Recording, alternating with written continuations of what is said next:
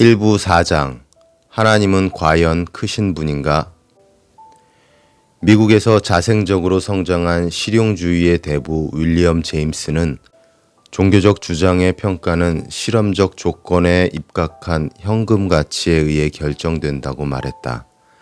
실용주의의 원칙에 의하면 신에 대한 가정은 언어의 광의적 의미에서 만족스럽게 기능할 때 진리로 받아들여지게 된다.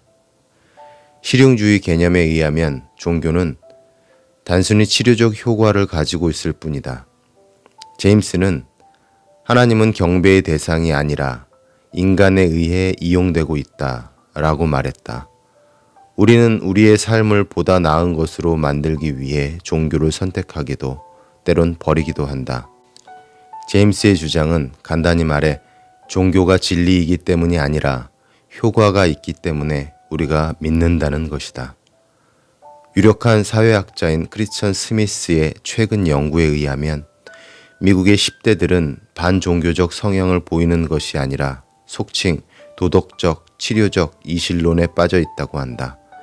자신을 비기독교적 사회학자로 소개하는 마샤 위튼이 복음주의 교회와 주류 교회들의 설교를 분석한 자료에 의하면 복음주의와 좀 더 자유주의적인 교회들에서 선포되는 설교의 내용은 거의 차이가 없다. 물론 이 분석은 우리가 하나님, 우리 자신과 구별되는 존재를 실제로 만나는 것은 전혀 불가능하며 개인적, 국가적, 문화적 관념으로 형성화된 신을 만나는 것이라는 가정을 하고 있다.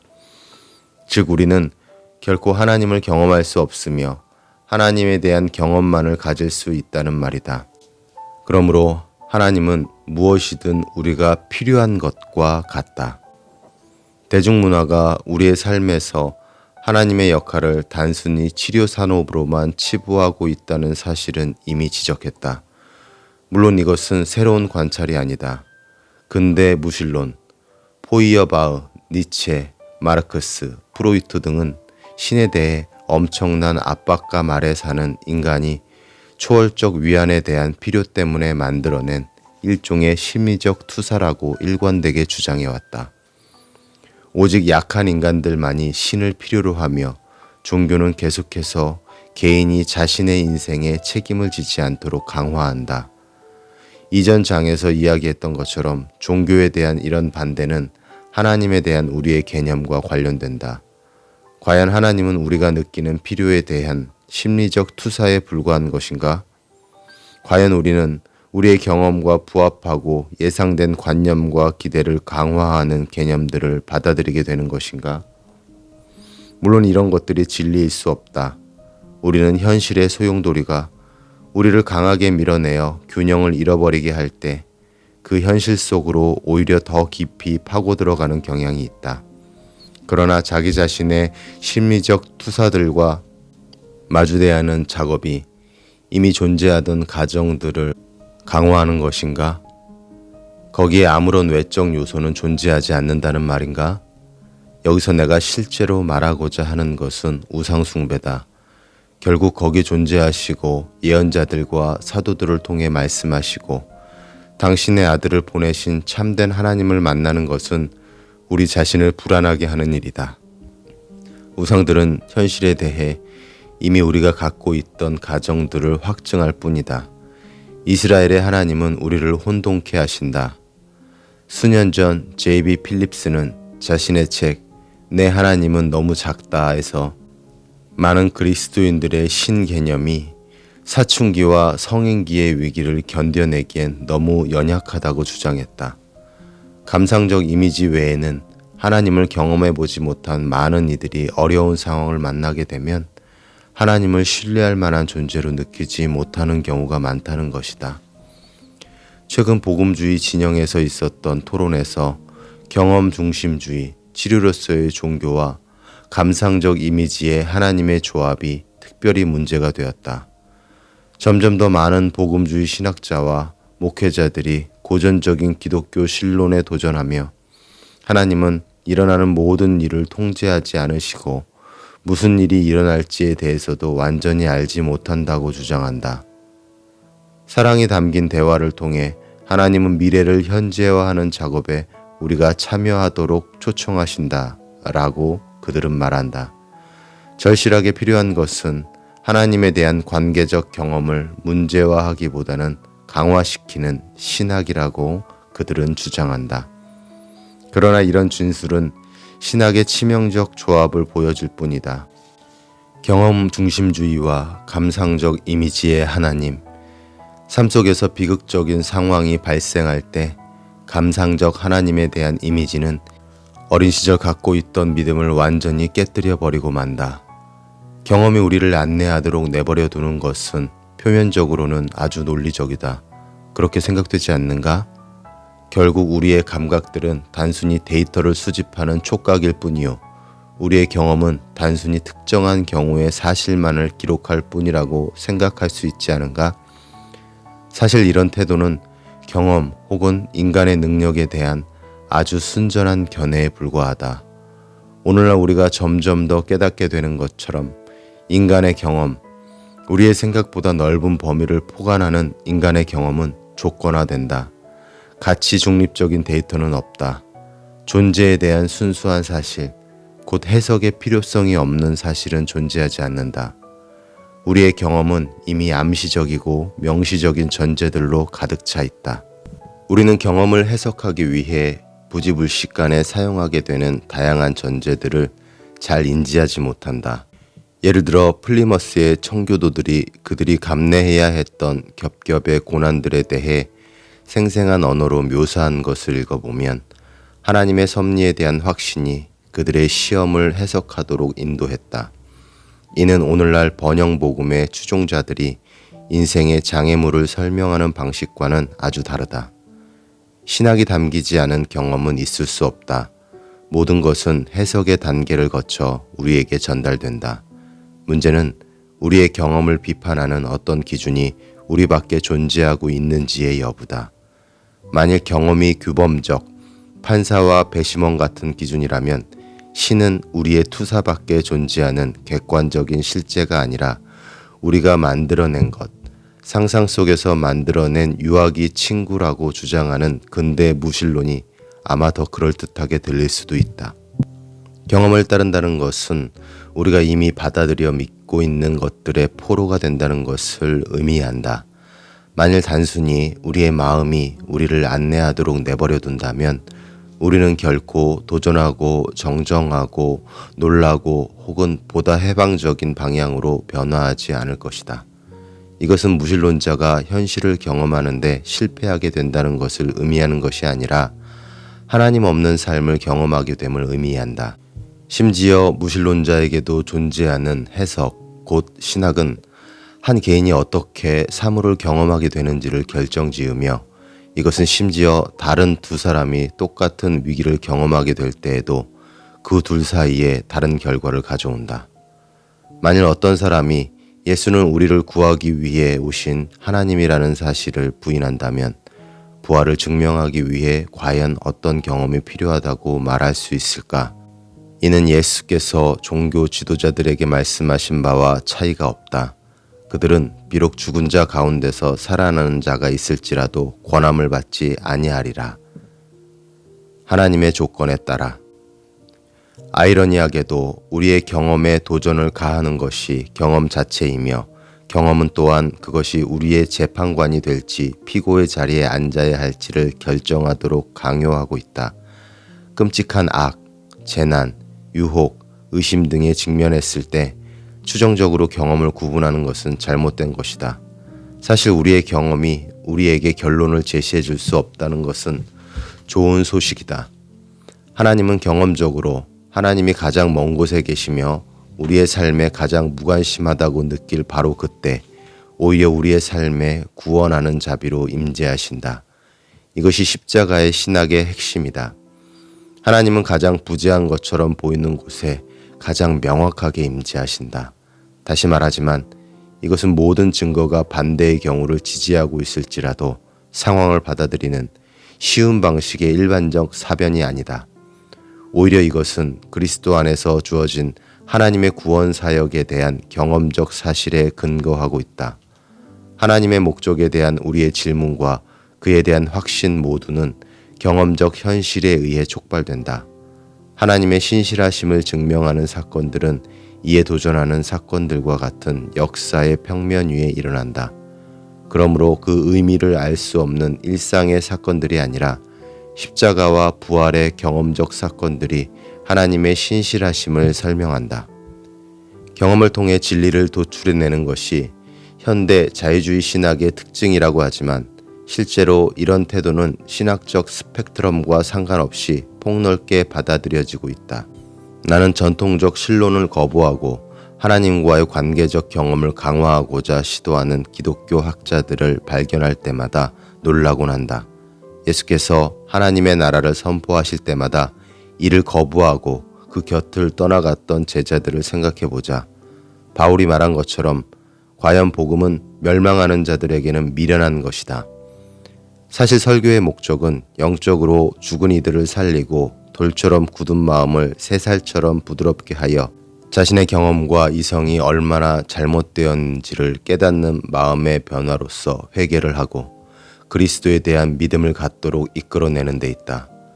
우리는 이 세상의 사고방식을 따를 것이 아니라 하나님의 말씀으로 새롭게 되어야 한다. 물론 이것은 현실이 우리의 생각과 감정의 투사가 아니라 우리 존재 밖에 있다는 것을 의미한다. C.S. 루이스는 범신론, 모든 것에 신이 깃들어 있다고 보기 때문에 창조주와 창조물을 혼동하는 주장과 연관지어 이 문제를 잘 지적했다. 사람들은 추상적이고 부정적인 신 개념에서 살아계신 하나님에 대한 개념으로 발전해 나가는 것을 거부하는 경향이 있다. 루이스는 계속해서 말한다. 나에게는 인간의 이런 성향이 사실 별로 놀라운 일이 아니다. 여기에서 범신론의 깊은 뿌리와 기독교의 전통적 이미지에 대한 반항적 태도가 발견된다. 사람들이 창조주의 개념을 싫어하는 것은 성경이 하나님을 사람으로 묘사하고 있기 때문이 아니라 왕 혹은 심지어 전사로 묘사하고 있기 때문입니다. 범신론자의 하나님은 아무 일도 하지 않을 뿐 아니라 사람에게도 무언가를 요구하지 않는다. 그들에게 신은 원하는 이들에게 마치 책꽂이에 놓인 책처럼 가까이 존재한다. 그 신은 당신을 향해 다가가지 않는다. 그러나 우리가 홀로 있다고 여겨지는 곳에서 생명을 만나는 것은 늘 놀라운 일이다. 우리는 이것 좀 봐, 살아있어 라고 소리친다. 그래서 우리는 기독교로부터 한 발자국 물러서고 싶어 한다. 나도 전에는 그랬다. 우리는 비인격적인 신을 더 좋아하는 경향이 있다. 아름다움, 진리, 선함의 주관적인 신. 우리 머릿속에 존재하는 신은 더 좋다. 우리를 관통하는 형태가 없는 생명, 우리가 가두어 둘 수 있는 그런 신이 가장 좋다. 그러나 사냥꾼으로, 왕으로, 남편으로서 무한한 속도로 우리 곁에 다가오는 살아계신 하나님은 우리가 원하는 신과는 사뭇 다르다. 확실히 전통적 신론에 도전하는 기독교 진영의 사람들은 범신론자가 아니다. 하지만 왜 그들은 인간의 경험이 진리를 결정하도록 허용하는 것일까?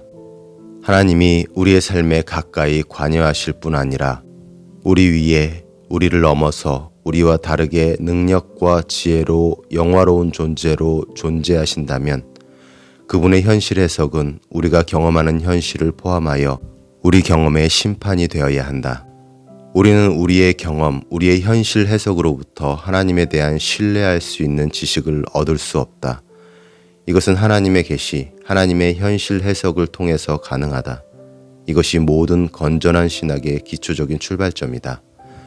사실 기독교 신학은 우리와 하나님의 관계에서 발생하는 문제를 다루는 과제에 초점이 맞춰져 있다. 그러나 우리와 다른 사람들에게 계시로 다가오시는 하나님은 투사가 아니라 인격체이시다. 그분은 우리와 더불어 씨름하시며 우리의 교만함을 제한하시고 절뚝거리며 걷게 하셔서 우리로 하여금 그분과의 만남을 결코 잊지 못하도록 만드신다. 우리의 경험이 아닌 성경이 이런 문제들을 결정해야 한다고 주장한다면 다음의 질문이 뒤따른다. 성경이 우리에게 제시하는 하나님은 과연 어떤 하나님이신가?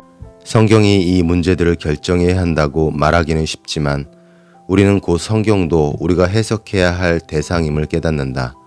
그렇다면 어떻게 성경을 신실하게 해석할 수 있을까? 내가 이 책에서 반복하는 전제는 우리가 성경을 그리스도를 중심으로 읽어야만 제대로 읽을 수 있다는 사실이다. 그리스도는 살아있는 하나님의 말씀이시며 육신을 통해 드러난 하나님 자신의 계시이다. 우리가 좋아하는 성경 구절들을 끄집어내어 그 조합이 곧 우리가 생각하는 하나님과 일치된다고 말하는 사람도 있겠지만 오직 그리스도 안에서만 하나님의 초월, 우리와의 차이 및 거리와 내재, 우리와의 근접성, 권능과 약함, 주권과 은혜, 정의와 자비, 분노와 사랑 등 모두가 가장 분명한 형태로 드러나게 된다. 그리스도인의 관점에서 볼 때 단순한 유실론은 악의 문제에 대해 어떠한 형태의 해답도 제시하지 못하고 있다. 하나님은 문제이지 해답이 아니다. 그러나 우리는 흔히 하나님은 세상에 관여하지 않는다는 이실론이나 하나님은 창조물과 구별되지 않는다는 범실론의 오류에 빠지고 만다. 그러나 그리스도 안에서 하나님은 창조물과 분명히 구별되면서도 그 일부가 되셨다. 또한 그 일부가 되셨음에도 불구하고 동시에 그 초월성을 잃지 않으신다. 말씀이 육신이 되어 우리 중에 천막을 세우셨다. 하나님은 결코 세계에 의존하지 않으시지만 그분은 우리의 육신을 입고 우리의 손에 놓여진 고통을 친히 겪으시며 우리에게 합당한 십자가형을 대신 지실 만큼 우리의 삶에 깊이 관여하신다. 그렇다면 이제 우리에게 다가오는 도전들을 보다 구체적으로 살펴보자. 하나님의 능력에 대한 도전. 대부분의 그리스도인들은 하나님을 우리의 경험으로 재단하거나 그분의 전지전능하심을 인정하지 않는 최근의 경향이 사도신경의 첫 구절을 직접적으로 부정하는 것이라고 결론 내려왔다. 전능하사 천지를 만드신 하나님 아버지를 내가 믿사오며, 어떤 신학자들은 만일 하나님이 선하시고 전능하시다면 그분은 홀로코스트를 분명히 중단시키셨을 것이라고 주장한다. 그러나 홀로코스트는 이미 일어났고 따라서 그분은 그것을 방지할 수 있는 능력이 없음이 분명하다는 논리를 편다.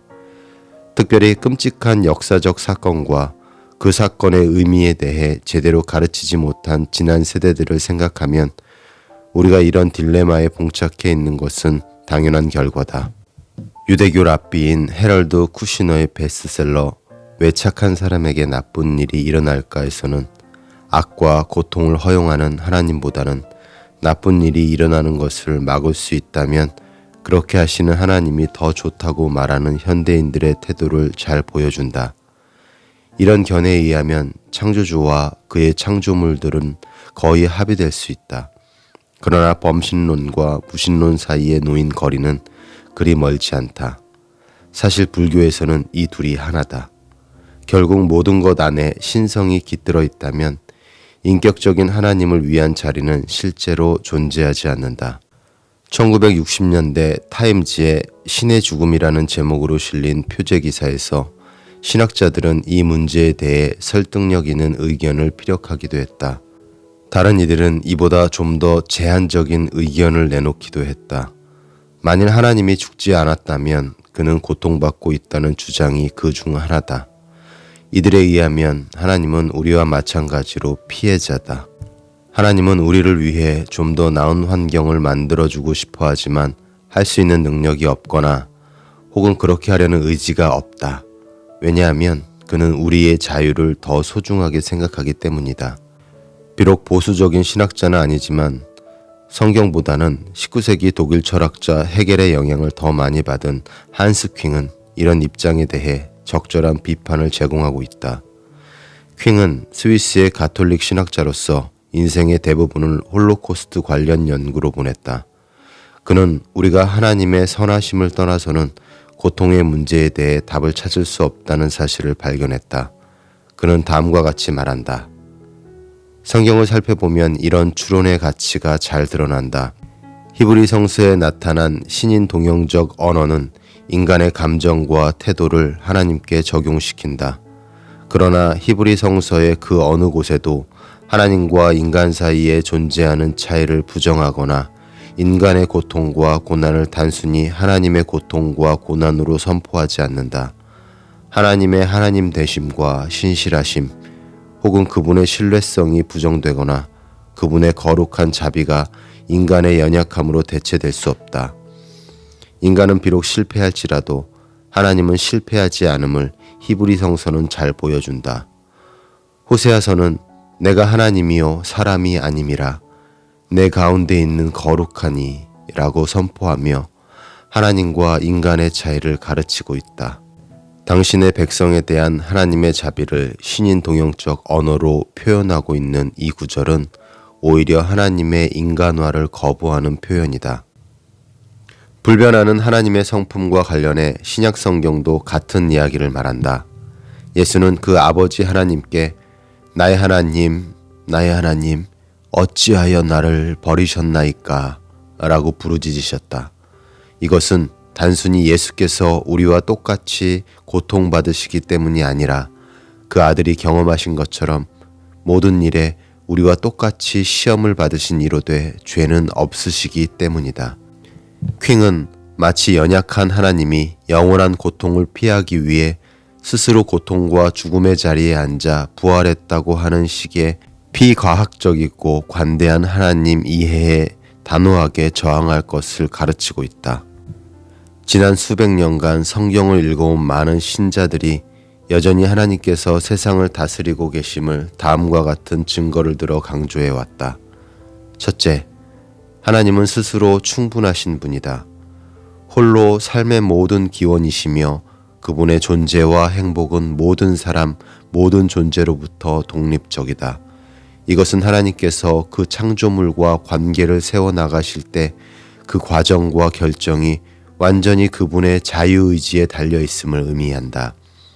그리스 신화에 나오는 신들과 달리 진정한 하나님은 무엇이 부족한 것처럼 사람의 손으로 섬김을 받으시는 것이 아니니 이는 만민에게 생명과 호흡과 만물을 친히 주시는 분이기 때문이다.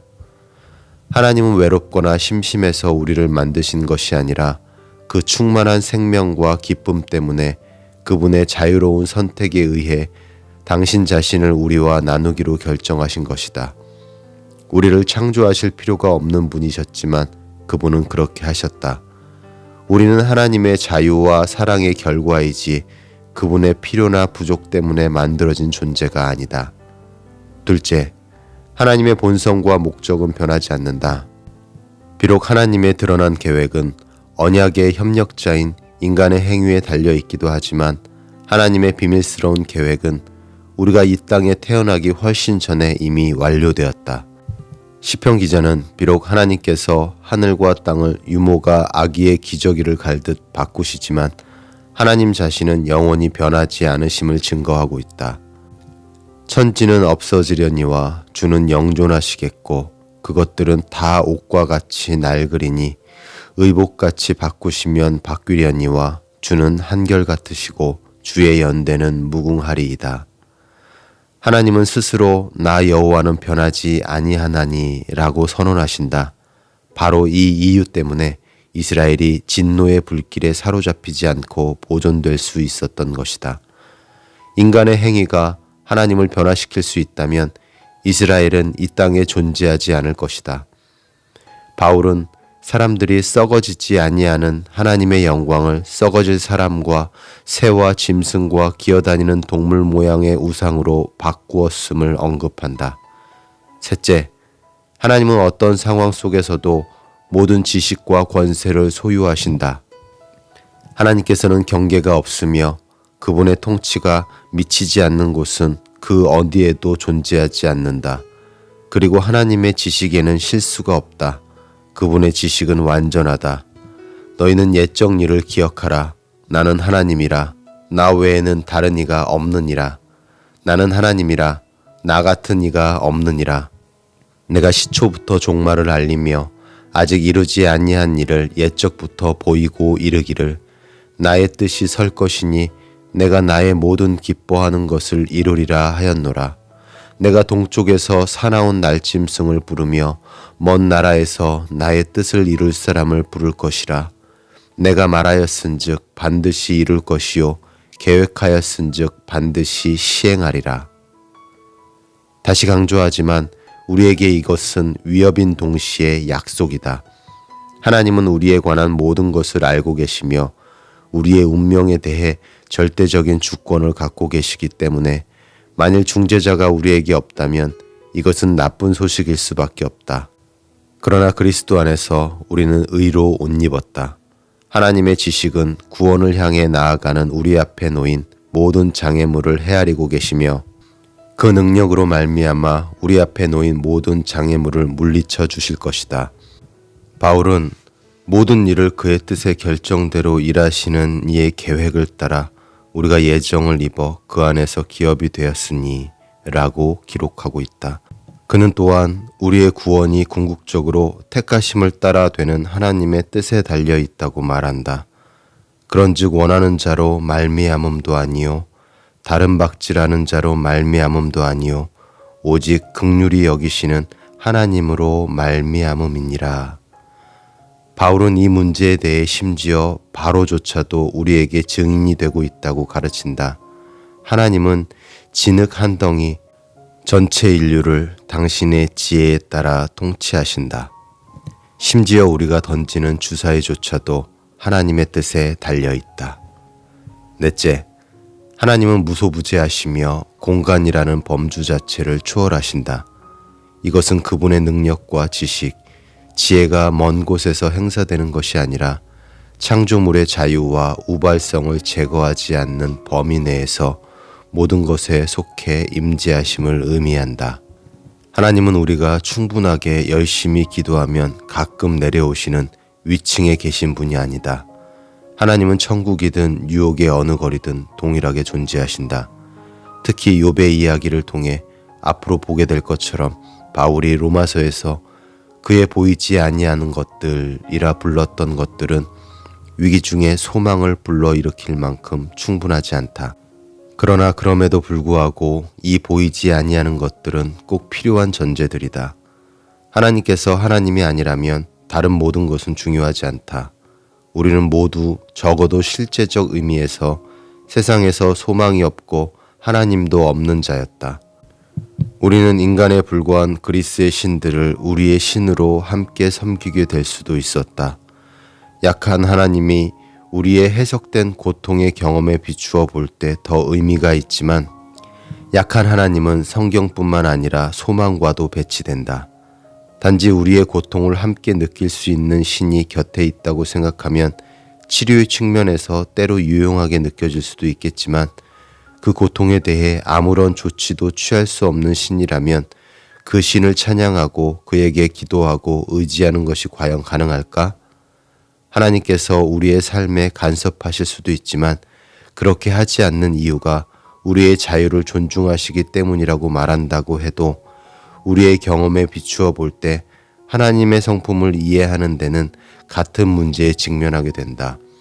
제1차 세계대전으로부터 루안다 내전에 이르기까지 20세기에 일어났던 말도 안 되는 대학살에 하나님이 개입하기를 거부하시는 이유가 단순히 인간의 자유를 외적 통제로부터 지켜내기 위함이라고 말할 수 있는 사람이 있을까? 성경은 인간의 일에 매우 직접적으로 개입하셨던 하나님의 모습을 잘 보여주고 있는데 그렇다면 왜 아우슈비츠에는 개입하지 않으셨을까? 이집트에서의 유대인들의 노예살인은 홀로코스트에 비하면 아무것도 아니다. 홀로코스트의 생존자들에게 하나님은 모든 것을 합하여 선을 이루시기 위해 경기장 밖에서 그저 기다리며 바라만 보고 계신다고 말한다면 그들에게 과연 위로가 될까? 만일 하나님을 방관자로 본다면 악의 가능성을 미리 알지 못한 채 우리는 더 큰 문제에 직면하게 된다. 이것은 우리가 삶에서 겪게 되는 비극과 우리의 삶에 대한 하나님의 더 큰 계획들로부터 위로받을 수 없다는 것을 의미한다. 예를 들어 딸의 생명을 앗아간 교통사고와 같은 일은 그저 의미 없는 사고일 뿐이라는 믿음을 갖고 있다면 과연 하나님께 기도하는 일이 가능할까? 그리고 만일 그렇게 하고자 하는 사람이 있다면 과연 어떤 일이 중요하게 여겨질까? 만일 불타는 건물 속에 있는 엘리베이터에 갇힌 사람이 있다면 그 사람에게는 문제에 대해 이해하고 있지만 함께 갇혀있는 동료보다는 밖에서부터 그 문을 열어줄 수 있는 소방관이 훨씬 더 절실한 존재라는 사실은 두말할 필요가 없다. 전지하신 하나님은 우리의 고통을 아시고 우리의 부르짖음에 귀를 기울이신다. 그리고 그리스도 안에서 하나님은 인간으로서 우리 인간의 고통을 경험하신다. 그러나 그분은 하나님으로서 우리가 갖지 못한 속성과 능력을 갖고 계시기 때문에 우리를 충분히 구하실 수 있다. 그분의 능력, 지혜, 지식은 그 누구도 당할 수 없으며 그분이 약속한 미래의 실현을 방해할 수 있는 이는 아무도 없다. 심지어 이라크의 독재자 사담 후세인이 자신의 선임자로 칭송한 교만한 바벨론 왕 느부갓네살조차도 이 교훈을 힘들게 배워야 했다. 어느 날 느부갓네살은 자신의 궁궐 옥상을 걸으며 자신이 건설한 왕국의 영화에 찬탄하고 자신의 성공을 자랑했으나 하나님은 그에게 소모병을 주셔서 이 위대한 왕을 동물과 다름없이 사는 비참한 농부로 전락시키셨다. 겸손해진 느부갓네살은 자신의 이야기를 다음과 같이 말한다. 그 기한 이참에 나 느부갓네살이 하늘을 우러러 보았더니 내 총명이 다시 내게로 돌아온지라. 이에 내가 지극히 높으신 이에게 감사하며 영생하시는 이를 찬양하고 경배하였나니 그 권세는 영원한 권세요 그 나라는 대대에 이르리로다. 땅의 모든 사람들을 없는 것 같이 여기시며 하늘의 군대에게든지 땅의 사람에게든지 그는 자기 뜻대로 행하시나니 그의 손을 금하든지 혹시 이르기를 내가 무엇을 하느냐고 할 자가 아무도 없도다. 그때 내 총명이 내게로 돌아왔고 또 내 나라의 영광에 대하여도 내 위엄과 광명이 내게로 돌아왔고 또 나의 모사들과 관원들이 내게 찾아오니 내가 내 나라에서 다시 세움을 받고 또 지극한 위세가 내게 더하였느니라. 그러므로 지금 나 느부갓네살은 하늘의 왕을 찬양하며 칭송하며 경배하노니 그의 일이 다 진실하고 그의 행하심이 의로우심으로 교만하게 행하는 자를 그가 능히 낮추심이라. 하나님께서 어떤 일을 행하실 때는 약함, 부족, 의존, 강제가 아니라 강함, 풍부함, 자기충족, 자유 속에서 일하신다. 여기에는 정말 소름 끼치도록 놀라운 사실이 발견된다. 이 사실이 여러 시대를 살아간 대부분의 그리스도인들을 놀라게 하지는 않겠지만 적어도 지금 우리에게는 충격적으로 들릴 수 있다. 하나님은 우리를 위해 존재하지 않으신다. 우리가 하나님을 위해 존재한다. 인간 중심적 시대에 사는 우리는 하나님과 그분의 목적을 우리에게 가장 유용한 방식으로만 적용하려는 경향이 있다. 이런 관점에서 보면 죄, 심판, 구원, 저주의 전인적 지평은 우리의 행복으로 축소되어 버린다. 하나님의 진노와 영원한 심판이 관심 밖에 있는 것은 그리 놀랄 만한 일이 아니다. 결국에 지옥이 어떻게 사람들을 치유할 수 있단 말인가? 하나님은 보다 만족스러운 삶을 위해 우리가 그분의 원칙을 따르지 않았다는 사실에 대해 실망하실지도 모른다. 그러나 주관적이고 치유적인 세계관 어디에 하나님의 진노가 자리할 수 있겠는가? 하지만 성경적 전망에서 우리는 하나님의 목적이 우리의 개인적 행복보다 더 폭넓다는 사실을 받아들여야 한다. 하나님은 자비뿐 아니라 정의를 통해서도 자신의 영광을 드러내신다. 온 세상은 무대다. 하나님의 무대라고 말했던 셰익스피어의 말은 옳았다. 인간의 역사는 극작가이자 중심인물인 하나님과 함께 펼쳐지는 드라마다. 오직 신자들만이 하나님께서 그들의 구원을 위해 모든 것을 합력하여 선을 이루신다는 사실을 확신한다.